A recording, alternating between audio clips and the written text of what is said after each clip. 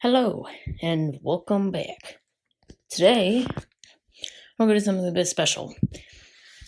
So on this iPhone, this is an iPhone 6s and it's running the latest version of iOS 14. The latest. If I go to software update, the latest. There is no beta, no profiles. So this is completely native. So as you might see, the battery is kind of low. Now, if you see, iPhone 6s struggles the most in iOS 14, especially for battery and performance, and memory too. This iPhone has a total of 2 gigabytes of memory, and judging by the usage, if you don't close your apps, you literally have 28 megabytes left, and that's not a lot. But the advantages of getting this phone instead of like the iPhone 10s is price and is the price. That's basically the only benefit. The price will be really cheap because this iPhone is old, but you can still run the latest. Now, iOS 14 is surely going to be the last iOS to support this device. After that, it's not going to be upgradable no more. So I'm going to show you how to make your battery save a lot of battery. So the first thing you need to do is go to Bluetooth and turn that off completely. If you use Bluetooth, then just turn off like a loud connect. Just turn off Bluetooth temporarily. Notifications, show previews, never. And make sure you toggle all the styles off. Now you might need some of these on to like help you with stuff, but you can turn on messages if you want. But sounds and turn off vibrate on ring and vibrate on silent. And then if you want, you can turn off these two sounds. It doesn't really impact the battery.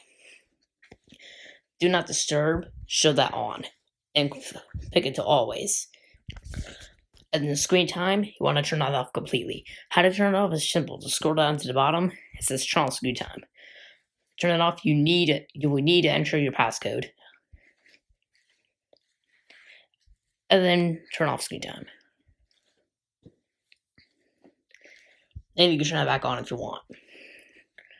Now, display and brightness, make sure it's set to dark mode. The reason why, light mode lights up like the light up, and it consumes more battery because it lights up more pixels. So this will be really good for performance. And make sure automatic's off. Now you don't have to change any other of these settings. You don't have to. Just turn raise to wake off if it's on. Now accessibility, you need to go to motion and click on reduce motion. Now, what crossfade transistors actually does, if you turn that on, it would just fade like that. Turn that off, well, it's basically like the same thing.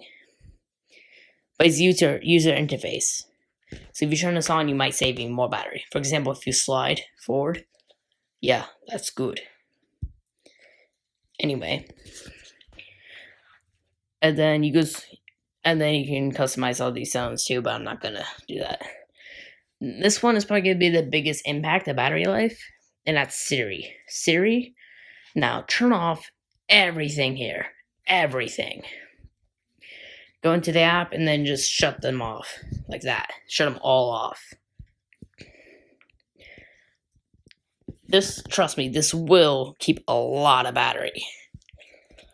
And if you turn off Siri, it makes Siri unusable. So if you hold the home button, see, it doesn't work. And it didn't push me to home either. So just go through these and toggle all of these off. Now, some of them you might rely on, but when Siri's fully off, it's really useless.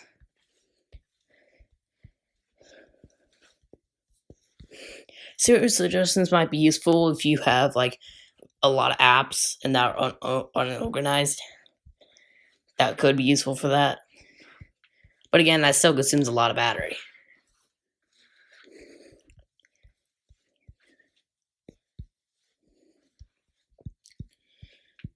Another way to save battery is to go into your Apple ID.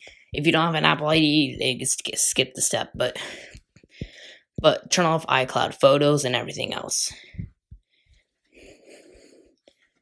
So, shortcuts. Now this will depend on how much apps you have. So every time you install a new app, you might have to go in here, which can be a little frustrating, but trust me, that'll save a lot of battery. Now another thing is going in shortcuts and customizing the automation. So you can make it when the battery falls below or when the battery is at 70%. If it falls below 40, it will turn on low power mode. I would set this to 50 or 60 if you want. So that's what I would do in shortcuts. Now go to privacy and just turn off locations completely. And tracking, turn that off. Okay? Now App Store, you can turn all of these off except offload unused apps. And here you now the camera, don't record at the highest settings. Why? Because that consumes the most battery and storage. This would be storage efficient and battery efficient. So I set record at 1080p 60.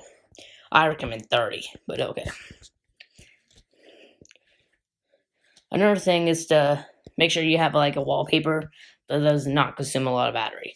For example, my wallpaper is dark always, but it's purpley. So if you want, you can put a completely black background if you want. But you don't have to do that. Home screen, you really don't have to change this. Now, oh yeah, make sure auto brightness is on. So go to here. Then I don't know which one is in, but display text size. Scroll all the way down and turn on auto brightness. What this will do is it'll tune the brightness depending on the light. So if the light's very bright, it will up the brightness a lot. If it's in the dark area, it will lower the brightness. This can really help save battery. Turn this off, well, leaves you useless because if you turn up maximum, you see it doesn't really do much. But if you turn it on, it just dims my screen. Now you might not see it on the recording side. Stop. I would recommend update to iOS 14 on iPhone 6s. Even though it might take a lot of storage, it's worth it. Why? Because Apple threw in some old phone optimization in there. So all phones below the 10 will have these optimizations. So these will have more battery life, more battery efficient, and can help CPU temps too. If you're running an iPhone 10, there might be battery optimizations, but this also fixes network. So this also fixes network and cellular usage. So if you have connection problems with that, you will be fine. But if you do have connection problems with servers, like mobile data, like it's really slow, or won't even connect when it is activated, this update might solve your problem. If it doesn't, and you don't like iOS 14, you can always downgrade back to iOS 13. No, iOS 14.3. That's still signed by Apple. So you can downgrade back to that old one if it affects your battery life. Now, it may affect battery life on some models. My model works the best with the phone. Another thing is to turn off Wi-Fi. Turning off Wi-Fi will actually save a ton of battery life. But if you turn it off, the phone is basically rendered useless for like all network task-based things. So that's basically all the things you need to change.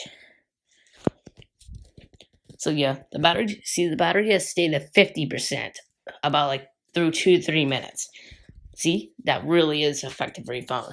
And the phone gets way less hotter in iOS 14.4. I recommend turning on silent mode. And since we turn off vibration on silent, there is no vibration at all when I toggle these. Usually there's vibration when you toggle this on. But nope, it doesn't. Also, I recommend turn off volume completely. Also, see the volume menu where it disappears? When it appears, it doesn't have any animation of that. It just crossfades away. So here, I don't have much apps installed. It might not look like that. Yeah, it actually isn't. Another thing is deleting all the apps that take up a lot of storage. So you can easily do that by going off on storage. Now I'm using 10 gigabytes out of 128, so this phone will be fast. But apps you cannot delete is Health. You can delete music. You cannot delete messages, sadly. You can delete files. You can delete shortcuts. You cannot delete Safari. You cannot delete phone. Cannot delete wallet. and I cannot do anything about the system files. So the system consumes 6 gigs, though that's a lot of storage. But devices with 32 gigs might not support iOS 15. Why? Because iOS 15 is probably going to take up a lot of storage. And as you know, if you don't... Now, my iPad has 32 gigs of storage. It's at the latest update. And I have a problem with storage because I have 29 out of 32 consumed. And updates usually when you don't have enough storage, when you try to update the phone, it might give you a little notification saying that's like it's going to delete apps temporarily to save space and to download it. And then once it's done updating, it'll reinstall your apps. I like that feature, and it's all with data too. It like offloads the app. It like offloads the app and then reinstalls it after the update.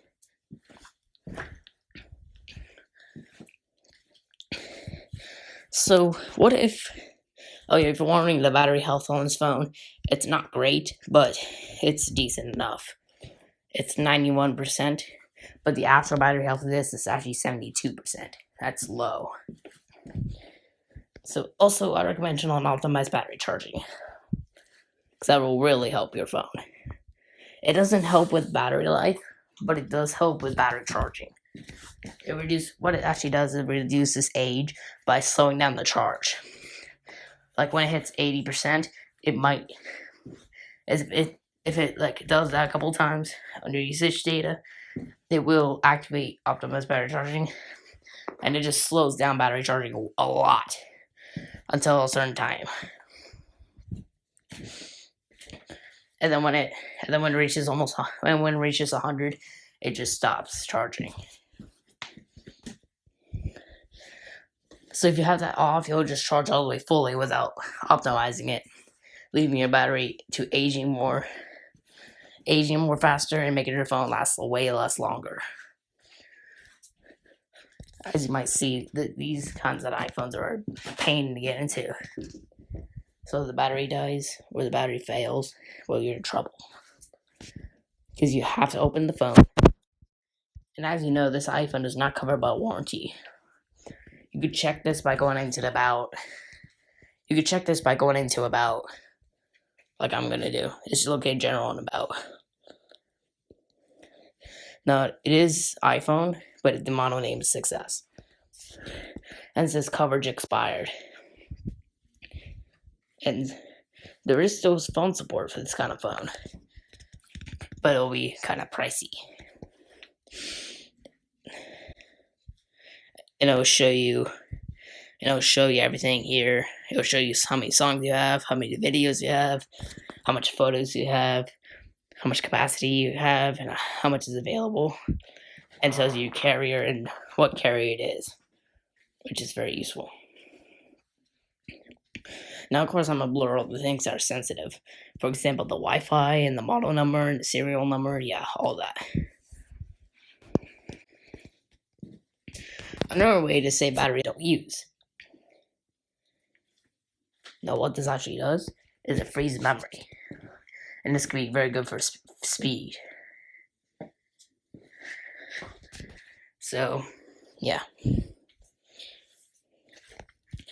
Now, don't put a lot of widgets on your home screen. This consumes battery. So, I would recommend putting the batteries up here if you want. But since my battery percentage is up there, I really don't need this widget. So I'm going to remove it. And that's all the things to say battery life. You see the battery usage decreased a lot. Like it decreased a lot since I didn't use it.